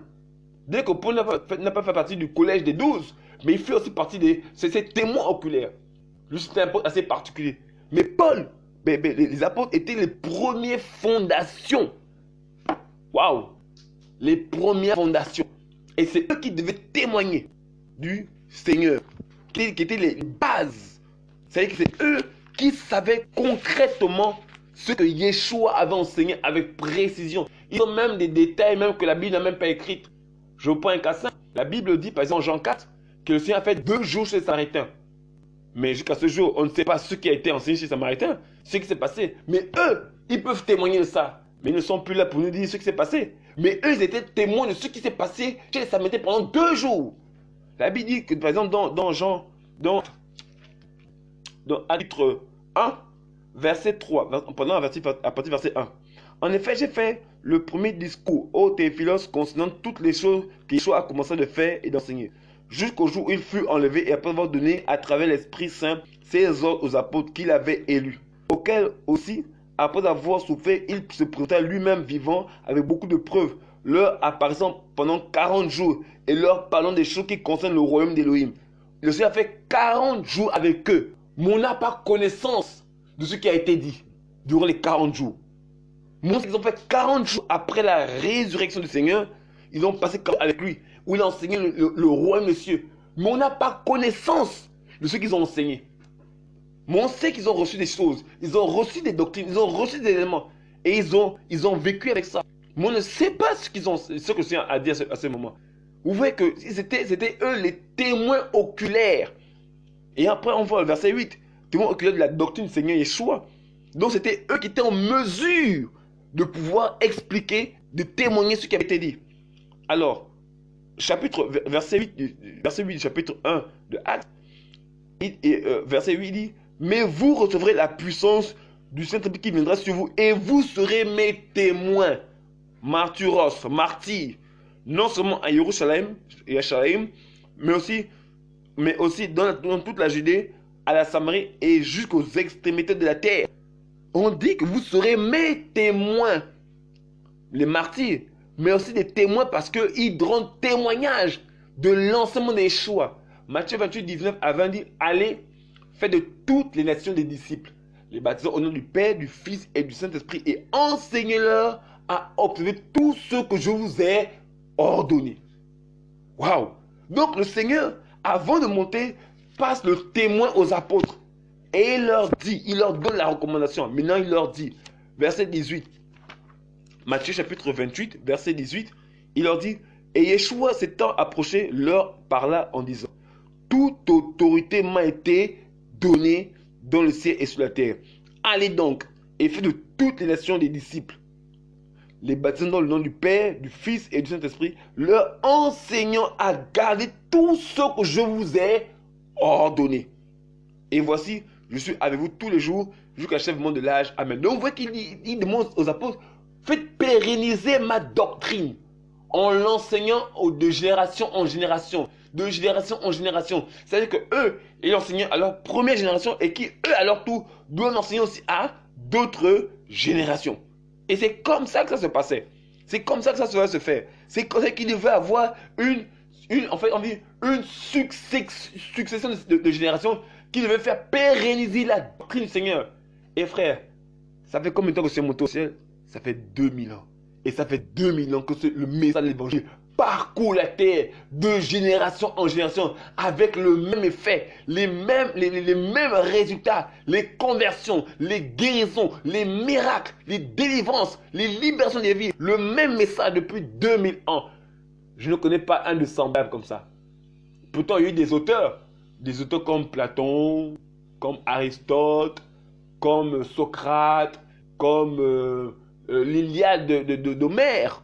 Voilà, il y a eu Élise, les mythologies, mais qui n'ont pas le même impact, le même effet. On n'en parle que comme des œuvres historiques, archéologiques, mais l'évangile est une œuvre vivante qui traverse les siècles et les millénaires. Ouh, magnifique Saint-Esprit. Alléluia. L'évangile traverse des nations. Alléluia. L'évangile traverse des époques avec le même effet, le même impact, les mêmes conversions, la même puissance. Si Yeshua n'est pas Elohim, qui peut faire de telles œuvres? Alléluia. Oh. Donc on comprend que les apôtres étaient eux-mêmes aussi un fondement. Parce que c'était sûr, le Seigneur comptait sur eux pour rendre public son enseignement dans les nations de la terre. Et cela gratuitement. Et ils l'ont fait fidèlement. Ce n'est pas parce que tous n'ont pas écrit que tous n'ont pas rendu témoignage. Parce que tous avaient été formés par Yeshua. Et rendu témoignage. Et l'histoire relève même certains apôtres sont morts dans des conditions difficiles en proclamant l'évangile. Par exemple, je me rappelle, en ayant lu l'histoire d'André, l'un des apôtres, Andréas, qui était à la croix, qui était crucifié, mais pendant qu'il était à la croix, il prêchait le message de l'évangile. Waouh! Ils étaient prêts à mourir parce qu'ils avaient... Ça veut dire que pour qu'ils arrivent à ce niveau, il faut qu'ils aient vu et entendu des choses qui gardent leur foi, peu importe ce qui va arriver. Et c'est ce qu'ils ont fait toute leur vie. Ils ont donné de tous les moyens. Ils ont tout donné, ils ont répandu le message de l'évangile. Et ce message est venu jusqu'à nous. Merci Seigneur. Vous voyez? Et c'est vraiment, ils étaient aussi un fondement, le fondement de l'église. Après le Seigneur, c'était eux aussi le fondement dans l'église. Et on va dire une anecdote qui nous revient du deuxième siècle. Non, le premier siècle, c'était du temps des apôtres, effectivement. Voilà, c'était une histoire qui a rapporté. Voilà, on ne peut pas confirmer, mais ça nous a été relaté, voilà, qui appartient au siècle des apôtres. Voilà, c'est-à-dire qu'une fois, dans une assemblée, des frères et sœurs qui s'étaient réunis, tout ça, et ils parlaient de la pêche miraculeuse. Et ce jour-là, Pierre est arrivé. Pétrus est arrivé. Il a trouvé. Ils ont, ah Pierre, sois le bienvenu. Allez, rentre. Donc Pierre est rentré. Voilà. Et Pierre demande de quoi parlez-vous. On parlait de la pêche miraculeuse. Pierre dit, oh, ok, d'accord. Il dit, je vais même vous dire des choses qui ne sont même pas écrites à l'intérieur. C'est qu'ils étaient en mesure pour donner des détails sur des choses qui ne sont même pas écrites. Parce qu'ils étaient des témoins oculaires pour rendre témoignage de l'enseignement de Yeshua. Et c'était eux les témoins. Et qui fait que lorsqu'on est arrivé au 2e, 3e siècle, il y a eu une grande infiltration des fausses doctrines dans les églises. Parce qu'on a Polycarpe, voilà, il y a Polycarpe, il y a eu plusieurs monsieur Clément, je pense de Rome, qui a écrit 2 épîtres aux Corinthiens. Voilà, il y a eu une avalanche de fausses doctrines qui sont entrées dans les églises. Et à un moment donné, ces personnes, ces chrétiens de l'époque du 2e siècle, se demandaient, mais comment va-t-on faire pour pouvoir justifier ou authentifier tel écrit, parce que les apôtres ne sont plus là. Et il y en a tellement de personnes qui se réclament du Seigneur. Mais qui dit vrai, qui dit faux? Et d'un commun accord, ils se sont dit, comme il n'y a plus d'apôtres du Seigneur pour authentifier les écrits, nous n'allons considérer que les écrits de leur vivant. C'est que ce que les apôtres eux-mêmes ont laissé de leur vivant. Donc, tous les livres appartenant aux différents apôtres, voilà, on va dire les 27 livres de la Nouvelle Alliance, donc les 4 évangiles, les 13 épîtres de Paul, Jacques, Jude, Jean, tout ça là. Donc, ce qui fait Hébreu aussi, Hébreu, en fait, c'est cet ensemble de livres. Donc, ils se sont dit, comme il n'y a plus aucun apôtre pour authentifier l'évangile de Yeshua, on ne peut pas savoir qui dit vrai, qui dit faux. Nous n'allons retenir que c'est ce livre. C'est comme ça que le canon biblique de la Nouvelle Alliance a été fermé. Parce qu'il y avait une avalanche de fausses doctrines et on ne savait plus à quel sens se vouer. Et ils ont dit que comme il n'y a plus un seul apôtre du Seigneur qui a marché avec le Seigneur pour authentifier les écrits, nous n'allons retenir que ce qui a été laissé, qu'ils ont laissé de leur vivant. Et c'est comme ça qu'on a fermé le canon biblique. Voici, frères et sœurs. Donc voici, eux-mêmes, ils étaient des fondements dans l'église. Parce que c'était les témoins oculaires de l'enseignement de Yeshua. Alléluia. Et nous allons apporter un 3e fondement. On a vu Yeshua en tant que fondement. On a vu que ce fondement avait 2 axes. Il y avait l'axe en tant que la foi, la confiance le plus sûr. On a vu le 2e axe qui était voilà, le témoignage, le modèle, l'exemple à suivre. Après, on a eu le 2e fondement. On a vu les apôtres eux-mêmes. Et 3e fondement, on a la doctrine des apôtres. Rappelez-vous, on va le relire. Matthieu chapitre 28, verset 19 à 20. Le Seigneur dit, allez donc et faites de toutes les nations des disciples, les baptisant dans le nom du Père, du Fils et du Saint-Esprit, leur enseignant à garder tout ce que je vous ai ordonné. Et voici, moi, je suis avec vous tous les jours, jusqu'à l'achèvement de l'âge. Amen. Donc, le Seigneur a demandé aux apôtres de pouvoir de continuer à faire pérenniser, à continuer à enseigner sa parole.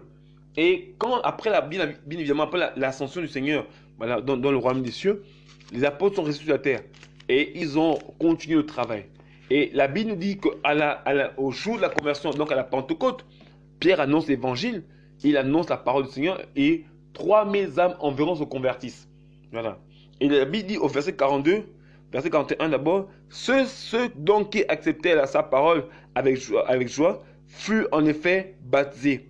Et environ 3000 âmes furent ajoutées ce jour-là. Et ils persévéraient dans l'enseignement des apôtres. Ou encore la doctrine des apôtres, la communion fraternelle, dans la fraction du pain, dans les prières. Donc on voit que l'évangile de Yeshua a été personnalisé. On appelle ça la doctrine des apôtres. Parce que les apôtres maintenant étaient chargés de pouvoir retransmettre fidèlement ce qu'ils avaient reçu du maître. Dans la vie et dans la doctrine. Tout ça c'est la doctrine. Mais ici il y avait le plan pratique et le grand scripturaire. Voilà. Ce qui fait qu'eux-mêmes, ils ont été des modèles en tant que service. Parce que quand on voit par exemple dans Actes chapitre 6, verset 1, or, en ces jours-là, les disciples se multipliant, il s'éleva un murmure des hellénistes contre les Hébreux, parce que les veuves étaient négligées dans leur service quotidien. Mais les 12 ayant convoqué la multitude des disciples leur dirent, il n'est pas convenable que nous laissions la parole des élus pour servir aux tables. Regardez donc, frères, pour choisir 7 hommes parmi vous, de qui nous l'on rende un témoignage honorable, rempli de l'Esprit Saint et de sagesse, auquel nous confions ce devoir. Mais nous persévérons dans la prière et dans le service de la parole. On dit ici que les apôtres étaient au service, aux tables, c'est-à-dire qu'ils étaient les serviteurs des autres, comme le Seigneur on l'a vu. Comme le Seigneur nous l'avons vu. Ils étaient au service des uns et des autres. Alléluia. Voici un peu ce que la Bible nous enseigne ici. C'est qu'ils ont commencé à enseigner la parole du Seigneur. Ils ont commencé ils vivaient l'évangile, ils prêchaient sa parole et ces paroles étaient répandues dans tout Israël. Voilà. Et on va lister un peu ensemble quelques doctrines, parce qu'on parle de la doctrine des apôtres. Donc ce que eux-mêmes considéraient comme fondamental à la foi chrétienne. Voilà. Et nous allons citer dès maintenant quelques passages. Prenons Hébreux chapitre 6. Verset 1. Alors, Hébreux chapitre 6. Hébreux chapitre 6. Hébreux chapitre 6, verset 1. La Bible dit, c'est pourquoi laissant la parole du commencement du Mashiach, avançant vers la perfection, ne posons pas de nouveau le fondement à la repentance des œuvres mortes, de la foi en Elohim, de la doctrine des lavages ou des baptêmes, effectués au moins de l'eau, et l'imposition des mains, de la résurrection des morts et du jugement éternel. Voici, on a déjà ici, on a quelques points de la doctrine, parce qu'on ne peut pas tous les citer. Voilà, on va prendre quelques éléments. Voilà, mais c'est vraiment, il faut plutôt lire toute la parole qui est simplement doctrine. Voilà, et vous lirez, vous découvrirez tous les points doctrinaux. Voilà, au fur et à mesure que vous lirez. Alors, on va pour le moment le remettre aux œuvres mortes, donc l'abandon du péché. Après, on parle de la foi en Elohim. Voilà, la doctrine, parce qu'il n'y a pas qu'un seul baptême, il y a 3 baptêmes. Il y a le baptême d'eau, il y a le baptême dans le Saint-Esprit, et le baptême dans l'eau. Voilà. Ensuite, on a l'imposition des mains, qui est une doctrine, la résurrection des morts, le jugement éternel. Prenons Éphésiens chapitre 6, plutôt Éphésiens chapitre 4, plutôt. Éphésiens chapitre 4, à partir du verset 1. Éphésiens chapitre 4, à partir du verset 1. Je vous prie donc, moi, le prisonnier dans le Seigneur, à marcher d'une manière digne de la vocation à laquelle vous avez été appelés, avec toute humilité et douceur, avec patience, vous supportant les uns les autres dans l'amour, vous efforçant de garder l'unité de l'esprit dans le lien de la paix. Un seul corps, donc il y a un seul corps, le corps du Mashiach, et un seul esprit, le Saint-Esprit. Comme vous avez été appelés, une seule espérance par votre vocation, donc le royaume des cieux. Un seul Seigneur, une seule foi, un seul baptême, le baptême dans le Saint-Esprit. Voilà.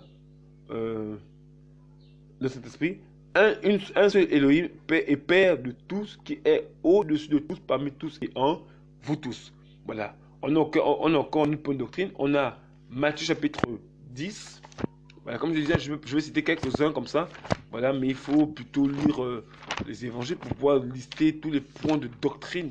Voilà. Plus vous lirez, plus vous découvrirez les différents points de doctrine. Voilà, on a Matthieu chapitre 10, verset 8. Voilà, il dit dans Matthieu 10, 8, La Bible dit, guérissez les malades, rendez purs les lépreux, ressuscitez les morts, chassez les démons. Vous avez reçu gratuitement, donné gratuitement. Ça, c'est l'évangile. Il y a ce contexte, l'évangile est gratuit. Donc, un pasteur vous donne quoi que ce soit en échange de l'argent, mais vous comprenez qu'il est en train de vous escroquer. Parce que l'évangile est gratuit. Voilà. On peut prendre encore le fondement lui-même. Le fondement des fondements.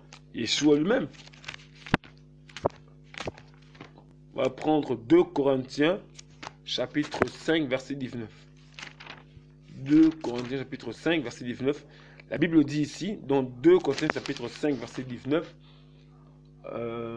verset 18. Or, toute chose vient d'Élohim et qui nous a réussi avec lui-même par le moyen de Yehoshua Mashiach qui nous a donné le service de réconciliation.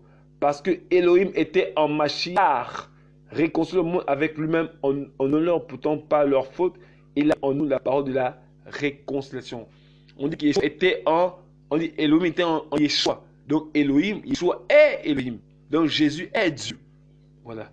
On va prendre encore, c'est pour ceux qui aiment à contester.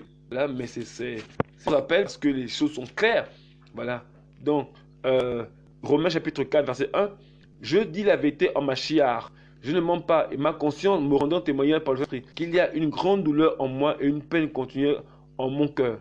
Car moi-même, je souhaiterais être anathème et séparé du Mashiach pour mes frères, mes parents selon la chair, qui sont israélites, auxquels sont l'adoption, la gloire, les alliances, la législation, le service sacré et les promesses, auxquels sont les pères et desquels est sorti selon la chair le Mashiach qui est Elohim, au-dessus de toutes choses, béni pour les âges. Amen.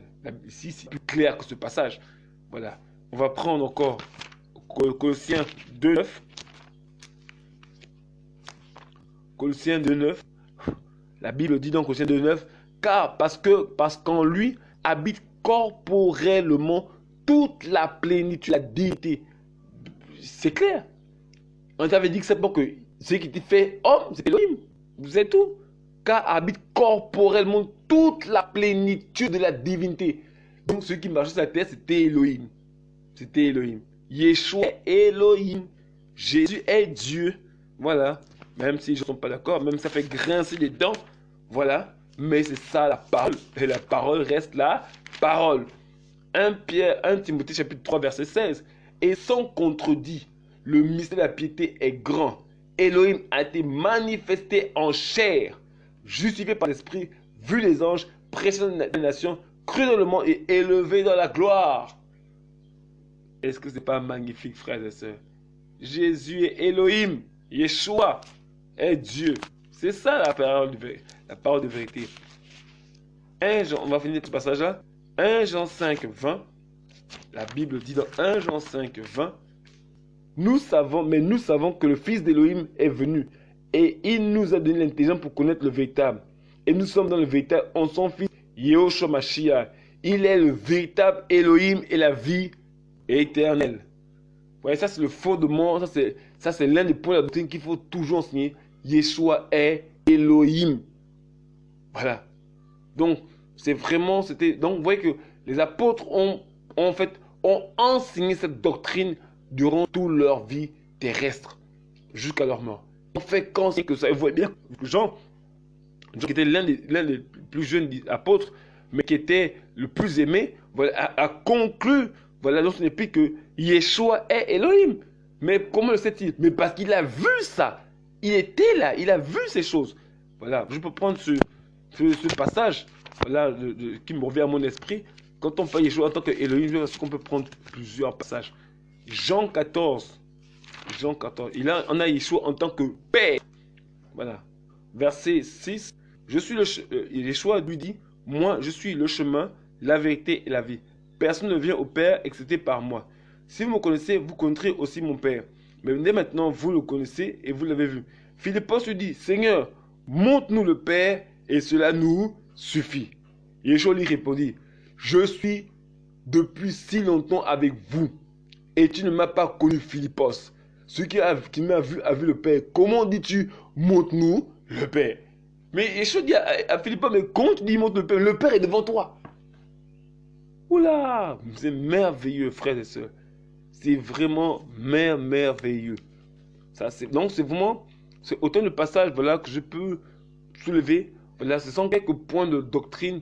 Le temps on peut parler par exemple qu'on ne peut pas entrer vraiment dans l'enseignement en détail sur ces différents points. Le message sera beaucoup plus long que prévu. Voilà, mais cependant, ce sera l'objet. Yeshua lui dit, moi je suis le chemin, la vérité et la vie. Personne ne vient au Père excepté par moi. Si vous me connaissez, vous connaîtrez aussi mon Père. Mais dès maintenant, vous le connaissez et vous l'avez vu. Philippos lui dit, Seigneur, montre-nous le Père et cela nous suffit. Yeshua lui répondit, je suis depuis si longtemps avec vous et tu ne m'as pas connu, Philippos. Celui qui m'a vu a vu le Père. Comment dis-tu, montre-nous le Père? Mais Yeshua dit à Philippos, mais comment tu dis montre le Père? Le Père est devant toi. Oula, c'est merveilleux, frères et sœurs. C'est vraiment merveilleux. Donc c'est vraiment, c'est autant de passages voilà, que je peux soulever. Voilà, ce sont quelques points de doctrine. Le temps on peut parler par exemple qu'on ne peut pas entrer vraiment dans l'enseignement en détail sur ces différents points. Le message sera beaucoup plus long que prévu. Voilà, mais cependant, ce sera l'objet certainement de notre enseignement. Voilà, dans une prochaine, certainement dans la série là ou bien une prochaine série, je ne sais pas. Mais c'est vraiment des éléments, voilà, des éléments qui sont très utiles, voilà, pour la doctrine du Seigneur. Parce que si on veut collaborer avec un frère ou une sœur, mais bien évidemment, il faut qu'on s'assure que ce qu'il prêche soit identique à ce que la parole du Seigneur nous enseigne. Par contre, on ne se met pas avec les gens parce qu'on veut se faire du bien physiquement ou bien parce qu'on se sent bien avec. On s'assemble parce on partage la même parole, la même doctrine. La Bible dit dans Amos 3.3, deux personnes peuvent marcher ensemble s'ils ne sont pas accordés au préalable. Donc, il est important qu'on s'accorde sur la parole. Or, si on n'est pas d'accord sur la parole, sur les points fondamentaux de la doctrine chrétienne, que Yeshua est Elohim, parce que dans la Bible, il n'existe pas de Trinité. Donc, si on n'est pas d'accord sur ça, frère, on ne peut pas avancer. Voilà. Donc, vraiment, soyez encouragés, soyez fortifiés, soyez bénis. Voilà, nous espérons que j'espère que ce message vous a fait beaucoup de bien. En tout cas, moi, j'ai été beaucoup encouragé. Voilà. Donc, nous reverrons voilà, très prochainement, voilà, dans un futur très proche, voilà, pour la suite du l'enseignement sur l'Église. Voilà. Donc, soyez encouragés, que le Seigneur vous bénisse.